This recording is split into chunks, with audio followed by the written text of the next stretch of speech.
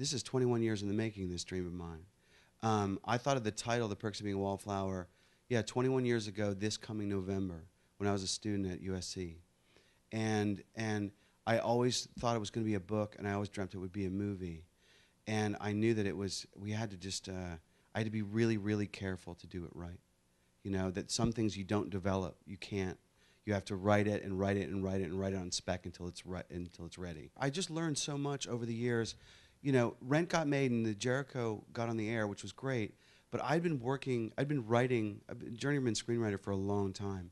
And I'd worked for so many great directors from, starting with Griffin Dunn. I did this coming-of-age movie for him and Miramax years ago.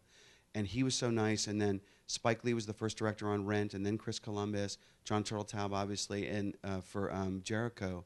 But then Jay Roach, I wrote a thing. It didn't go, but you pick up like how, I don't know, these guys, they seem to have a way of navigating the waters in a way that I didn't understand when I was younger. So I really studied them, and I also studied all the TV, kind of the journeyman TV directors that came on Jericho, and you watch how they work, and you see how they talk to actors.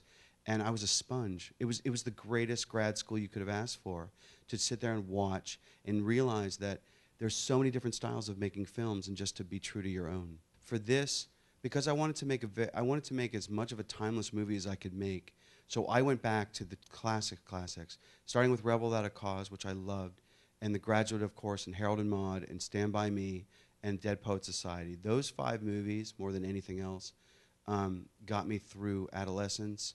And in ways I will never discuss on a stage,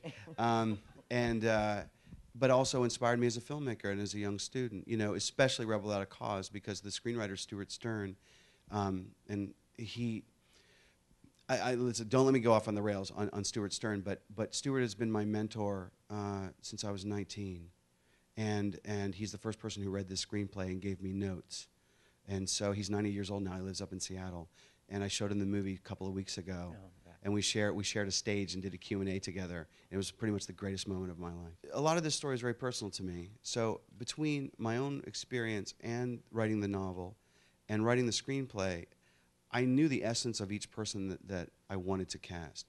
And it was really important to me, because I'm kind of a gentle guy, that I wanted great actors, of course, first and foremost, but I also needed really great people, like nice, team players that of course they would love their roles, but they would love, they would see a part as a part of a whole, and that were excited about this story and telling this story. We had great casting in Pittsburgh, local. We had some New York as well.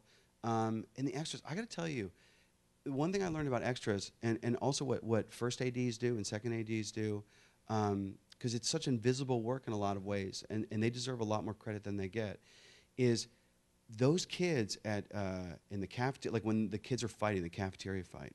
Yeah. To me, because I was like, I have Logan, I have Ezra. I feel good about these guys. They were doing a great job. But you look around, and just the sense of reality that those other kids brought to it, or brought to the football game, or brought to the diner. I don't know. They really helped, because they really helped make it feel real to me. I wanted to make almost a timeless, nostalgic movie. And I thought I had an opportunity, because of when the book is set, it's set in the early 90s, to make a film about young people in the last moment before the internet and the cell phone changed communication. Mm-hmm. Not adolescence to me at all, but communication. Because now, it's like, my daughter was born literally 6 weeks ago on Friday. Mm-hmm. And I think about what she's going to go through, and the fact that all of my stupid mistakes I made at parties, they're not on YouTube, Yeah. And although now they're in a movie, so I don't really know what I was trying to get away with.